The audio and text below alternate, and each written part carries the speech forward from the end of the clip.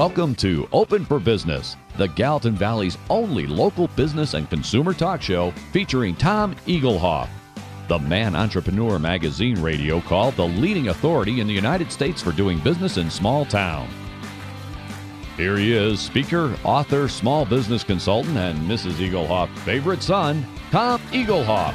All right, welcome everyone. Open for Business. We air every Saturday live from 11 a.m. to 2 p.m. Mountain Time on AM 1450 KMMS in Bozeman, 1340 KPRK in Livingston, Montana. If you'd like to be a part of the big broadcast, go to kmmsam.com and click Listen Live. The call-in number during the show, 406-522-TALK, 406-522-8255. I'm here, you're here.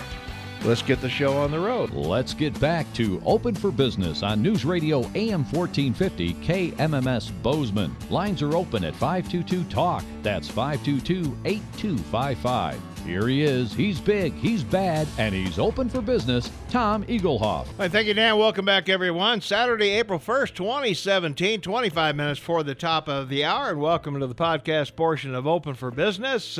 Each week I share some tips and tricks I've learned over the years about advertising, marketing, promotion, and building strong, successful businesses. And if you missed any of my previous podcasts, you'll find them all on my YouTube channel. And while you're there, why not subscribe to my YouTube channel? And you'll never miss another weekly podcast.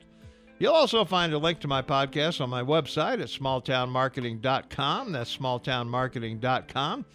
And today's topic, I want to talk about 7 low-cost ways to advertise your business. Now, small businesses always seem to be short of cash for advertising, marketing, promotions, whatever. I don't think that'll ever change, and if it doesn't, then there's still a reason for these podcasts. Here are 7 things you can do to keep your name out there without breaking the bank.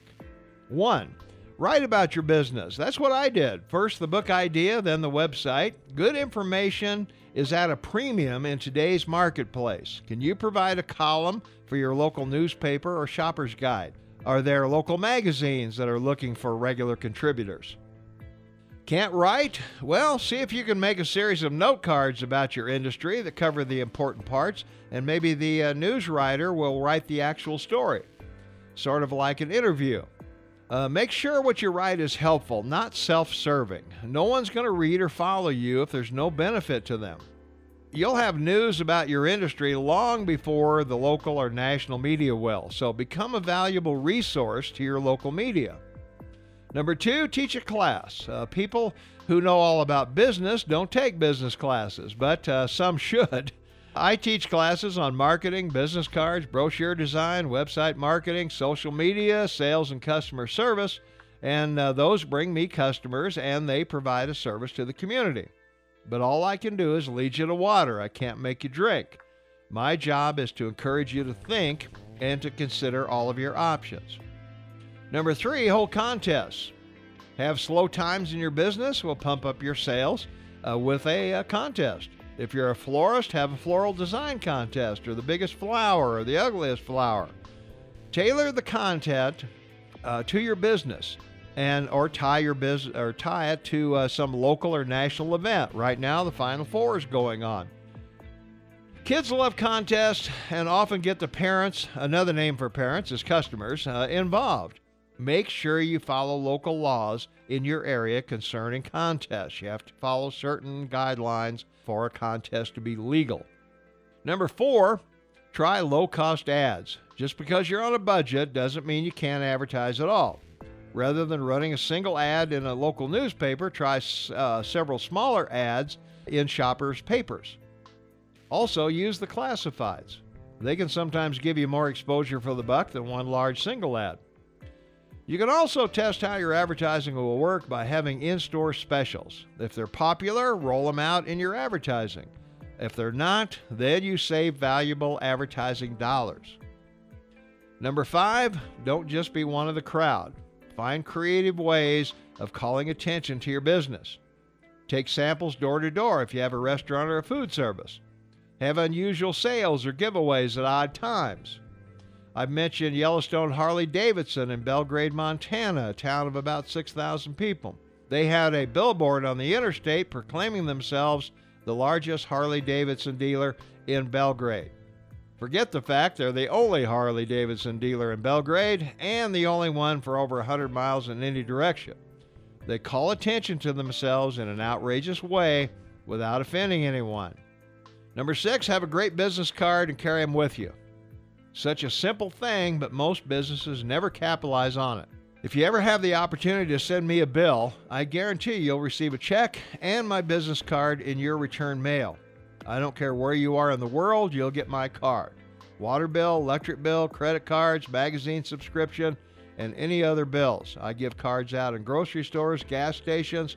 I leave them on the table in restaurants that I visit. I don't walk up to people and say, "Here, take my card." I find a reason to talk to them, ask a few questions. They eventually ask me, "Well, what do you do?" And bingo, here's my card. They're in the glove compartment of my cars, my wallet, and a card case I try to always carry with me. My wife has my cards, and when she's asked, "What does your husband do?" she passes out my card as well. Last but not least, say thank you. Again, such a simple thing. The bigger the ticket item, the more a thank you is in order. Let customers know that you appreciate them spending their hard-earned money on your products and services. Customers who feel truly special will send you referrals of their friends and neighbors.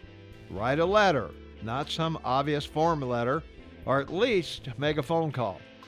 Remember, advertising and marketing doesn't have to cost an arm and a leg.